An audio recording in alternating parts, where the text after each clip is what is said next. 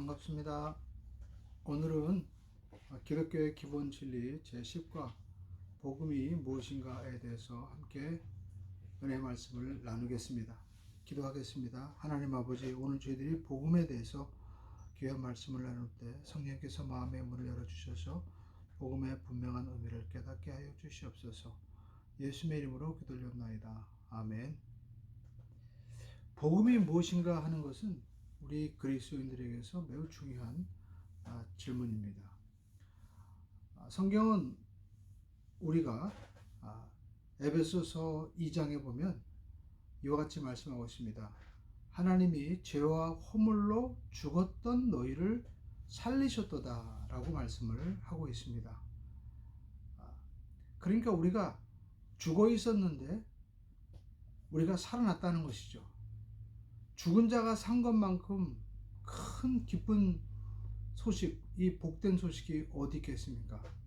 우리나라의 유명한 재벌 가운데 한 분도 자기의 생명을 1년만 더 연장시켜 준다면 재산의 상당 부분을 주겠다고 하지 않았습니까? 이처럼 사람은 모두가 죽음 앞에서 자기의 생명을 연장시키는 것에 대해서는 정말 가지고 있던 물질, 그 어떤 것도 지불할 만큼 그렇게 죽음에서 생명으로 바뀌어주고 싶은 거죠. 그런데 성경은 에베소서에 우리가 죄와 허물로 죽었다고 말씀하고 있습니다. 그런데 우리는 살아있지 않습니까? 그러면 무엇이 죽었다는 것입니까? 성경은 우리에게 이 죽음에 대해서 말씀하는데 여러분, 죽음은 세 가지가 있습니다. 첫 번째, 성경에서 말씀하고 있는 것은 바로 영적인 죽음인 것입니다. 그리고 우리가 일반 사람들이 겪는 죽음이 있는데 그것은 바로 육체적인 죽음이죠. 그리고 세 번째 죽음은 영원한 죽음이 있는 것입니다. 성경은 우리에게 영적인 죽음을 말씀을 하고 있는 것입니다. 우리가 쉽게 설명하면 꽃꽂이의 꽃을 우리가 비유로 설명할 수가 있습니다. 꽃꽂이의 꽃은 살아있는 것 같지만 사실 본질적으로 죽은 것이죠. 시간적으로 잠깐 살아있는 것 같지만 곧 있으면 죽게 됩니다. 꽃도 아름답게 피고 열매도 있지만 시간이 지나면 말라 비틀어 없어지고 마는 것입니다. 한정된 시간 속에서만 잠깐 살아있는 모습을 보이지만 결국 죽고 마는 것이죠. 이것을 말씀하고 있는 것입니다. 우리 인생도 마찬가지입니다. 우리 인생의 연수가 얼마나 되겠습니까? 성경은 사람의 연수가 창세기 6장에 보면 120이 되었다고 말씀하고 있죠. 이처럼 우리의 인생은 정말 간간하면 80이고 또 요즘에 우리가 생명 연장이 되었다고 하지만 사실 100세를 넘기는 것이 쉽지 않습니다. 한정된 시간 동안에 우리는 부귀영화 그리고 성공을 우리가 바라보면서 특별히 우리 불신자들에 대해서도 어떤 분은 나도 저렇게 부자가 됐으면, 건강했으면, 저렇게 출세했으면 하는 부러움이 있지만 그것은 꽃꽂이의 꽃과 같이 잠깐만이라는 것입니다. 결국 죽고 만다는 것이죠.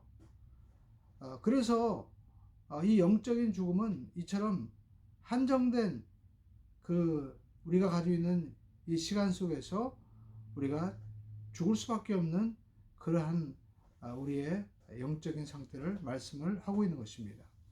그래서 에베소서에 보면 우리가 이 죽은 것에 대해서 말씀하고 있는데 특별히 여러분, 우리가 이 죽은 것의 특징이 에베소에 보면 세상 풍조를 따른다고 얘기하죠. 그러니까 여러분, 죽은 것은요 특징이 있습니다. 외부의 어떤 충격이라든지 여기에 대해서 반응이 없어요. 그냥 거기에 끌려가는 겁니다. 쉽게 해서 외부에서 나에게 분노를 가져다 주고 또 험담을 해주고 여러 가지 외부적인 요소가 오면 거기에 따라 우리는 화도 내고 그리고 그냥 무작정 반응하죠. 이것은 영적으로 죽어 있는 것입니다. 영적으로 살아있다 사람은 어떻습니까? 외부에서 나에게 화를 가져다 주고 또 때로는 고난과 어려움이 와도 내 속에 계신 이 하나님의 은혜와 그리스도의 사랑으로 그리스도의 생명으로 우리는 어떻게 반응합니까? 다시 제자리로 돌아가려고 하는 겁니다. 기쁨의 자리로, 다시 우리가 생명의 자리로 다시 회복하려고 하는 그러한 마음이 우리 속에 있는 거죠. 이것은 바로 영적으로 살아있는 것을 말씀하고 있습니다. 그러나 영적으로 죽어있는 사람은 그냥 끌려가는 겁니다. 세상 풍조를 따른다고 말씀하고 있습니다. 그리고 또 공중원수의 잡은 자를 따랐다. 사탄에 의해서 끌려간다는 거죠. 사람들은 귀신이 어디냐라고 하지만 모든 사람들은 그것 없이는 못 사는 것, 하나님 외에 그 다른 어떤 것을 자기가 우상화시켜서 거기에 끌려다니는 인생을 살아가고 있는 것을 우리가 볼 수가 있습니다. 결국 이것은 영적으로 보면 사탄에 의해서 끌려가는 것이고 또 육체의 욕심을 따라 살아가는 것입니다. 우리가 자녀를 키울 때도 그 자녀의 특징과 그리고 하나님께서 그에게 주신 달란트보다 대부분은 어떤 마음을 가집니까? 내가 못 이루는 것을 자녀에게 이루었으면 좋겠다. 그래서 그것을 가지고 푸시하다가 결국 가까운 그 사랑스러운 부모와 자녀의 관계가 정말 남처럼 변하게 되는 거죠. 이것이 바로 죄로 인한 우리 인생의 모습이다라는 것입니다. 그래서 우리가 알 것은 죄로 인해서 우리가 이 죽었던 우리를 살리신 분이 계신다는 겁니다. 누굽니까? 바로 예수 그리스도이십니다. 성경은 마태복음 20장 28절에 말씀하고 있습니다. 인자가 온 것은 섬김을 받으려 온 것이 아니라 도리어 섬기려 하고 자기의 목숨을 많은 사람들의 대속물로 주려 하심이라 라고 말씀하고 있습니다. 예수님께서 우리를 사랑하셔서 화목제물로 자기 자신을 주셨다고 성경은 말씀을 하고 있는 것입니다. 그렇습니다. 하나님께서 죽은 우리를 살리기 위해서 누구를 보내신 것입니까? 하나님의 아들 예수님이 대신 죽게 하신 것이다 라는 것입니다. 그래서 성경은 로마서 3장 26절에 곧 이때 자기의 의로우심을 나타내사 자기도 의로우시고 또한 예수 믿는 자를 의롭다 하려 하심이라 라고 말씀을 하고 있습니다.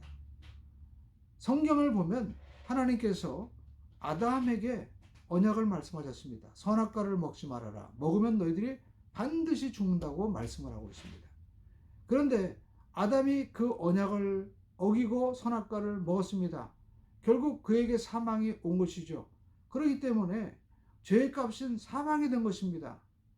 그런데 하나님께서 우리를 그냥 구원해 주셨다면 하나님의 의로우심이, 하나님의 공의가, 이 하나님의 언약이 손상을 입게 되죠.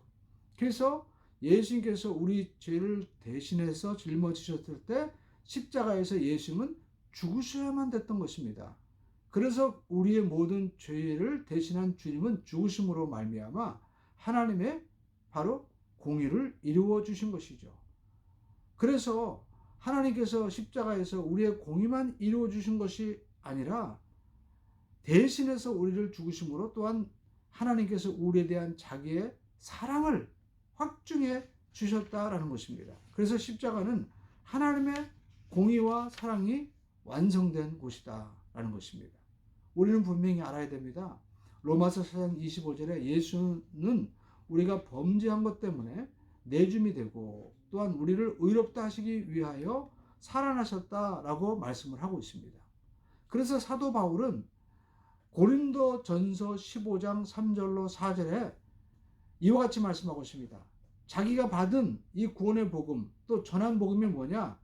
내가 받은 것을 너희에게 전하노니 이는 성경대로 그리스도께서 우리를 죄를 위하여 죽으시고 또 장사 지낸 바 되었다가 성경대로 3일 만에 다시 살아나셨느니라 라고 말씀을 하고 있는 것입니다. 그러니까 예수님께서 우리 죄를 대속하셔서 죽으신 것입니다. 그리고 다시 3일 만에 살아나신 것입니다. 그런데 이 모든 것들이 성경의 말씀대로 예언대로 이루어진 것이다 라는 것입니다. 그래서 한 나라의 미랄이 땅에 떨어져 죽음으로 말미암아 많은 열매를 맺게 되는 것처럼 예수 그리스도의 죽으심으로 말미암아 이제 우리에게 복음의 이 부활의 생명의 역사가 우리에게 나타날 수 있게 되는 것이죠. 왜냐하면 예수님을 다시 살리신 분이 누굽니까? 바로 성령님이시죠.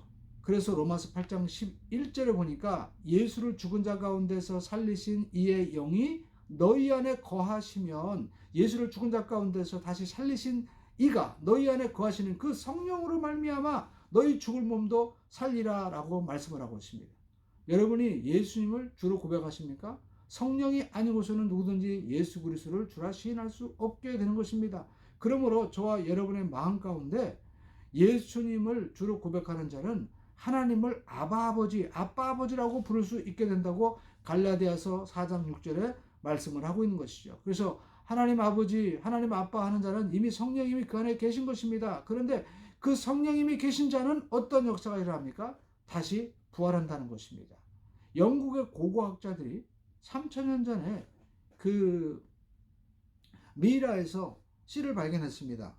그래서 그 씨를 한번 심어봤어요. 그런 놀랍게도 3000년 만에 그 씨가 다시 살아났습니다. 그게 바로 유명한 다알리아죠. 여러분, 이렇게 씨앗이 죽었다가 살아나는데 하물며 우리 속에 하나님의 자녀인 성령님이 계신 저와 여러분들이 죽으면 다 끝나겠습니까? 절대 그렇지 않죠. 아들이 있는 자에게는 영생이 있다고 요한복음에 말씀하고 있지 않습니까? 우리가 하나님을 아빠, 아버지라고 부르는 자는 우리 속에 성령님이 계시기 때문에 우리는 죽어도 사는 것입니다. 그래서 유명한 이 아프리카의 성자 리빙스턴은 그가 이 아프리카에 교회가 전혀 없다는 그 소식을 듣고 선교사로 나가게 되죠. 그는 1873년에 아프리카 오지에서 이제 알라라 마을 움막에서 마지막으로 이제 생을 다했습니다. 그는 17,600km를 도보로 걸어다니면서 전도했습니다. 근데 그는 마지막에 어떠한 모습으로 죽었냐면 기도하는 모습으로 숨을 거두었습니다. 그런데 그의 일기에 이렇게 마지막에 기록되어 있습니다. 나는 오늘도 살아계신 하나님과 함께 일했다. 그의 육신의 몸은 이 세상에서 이제 씨가 땅에 떨어져 죽는 것처럼 끝나지만 그는 그 속에 성령님이 계시고 하나님이 계시기 때문에 어떠한 사람이 되었습니까? 고린도전서 우리가 15장 49절에 보면 우리가 흙에 속한 자의 형상을 입은 것 같이 또한 하늘에 속한 이의 형상을 입으리라. 우리가 아담의 모습을 가지고 이 땅에 살아가지만 이제 예수님께서 십자가 못 박혀 죽으시고 부활하셨기 때문에 그 부활하신 예수 그리스도를 살리신 성령님이 우리 안에 거하심으로 우리가 이제 육신의 모든 죽음을 끝내고 마지막 주님께서 이 땅에 재림하실 때 우리는 모두가 어떤 모습을 입게 됩니까? 하늘에 속한 보좌의 우편에 앉아 계신 예수 그리스도와 같은 형상을 우리가 입게 된다는 것입니다. 우리가 씨앗을 심으면 우리가 수박씨는 조그맣죠. 그러나 그 씨앗이 수박이 되면 얼마나 정말 놀라운 모습이 됩니까? 마찬가지로 우리의 육신의 몸이 이제 이 세상을 끝날 때 영원한 몸으로 변하는 것은 이런 육신의 형상이 아닌 것입니다. 전혀 정말 우리가 형용할 수 없는 놀라운 영화로운 몸으로 변화가 되는 것입니다. 그러므로 저와 여러분들이 이 구원의 복음을 듣고 이 복음을 믿음으로 말미암아 우리가 거듭나서 성령께서 우리를 확실하게 인쳐주시고 우리가 마지막 부활의 날에 주님과 함께 영원한 몸으로 변화되는 그러한 소망을 가지고 우리가 살아가게 되시기를 주님의 이름으로 축원을 드립니다. 기도하겠습니다. 살아계신 아버지 하나님, 우리 모두가 부활의 소망을 가지고 승리하는 삶을 살도록 역사하여 주시옵소서. 우리 아버지 하나님, 구원의 복음을 아버지 하나님 사도 바울도 예수님을 통해서 또 사도들을 통하여 들었습니다. 우리 아버지 하나님, 저희들도 전하는 자가 있어야만이 누군가 듣게 되는데 리빙스턴과 같이 하나님의 복음을 전할 수 있는 귀한 생명의 사에게 우리 모두가 쓰임받게 하여 주시옵소서. 우리 주 예수님의 이름으로 감사하며 기도 올려옵나이다. 아멘. 다 같이 우리 한번 주여 삼창하시고 이 복음이 전 세계까지 확장되도록 우리 한번 주여 삼창하시고 기도하겠습니다. 주여, 주여, 주여. 살아계신 아버지 하나님.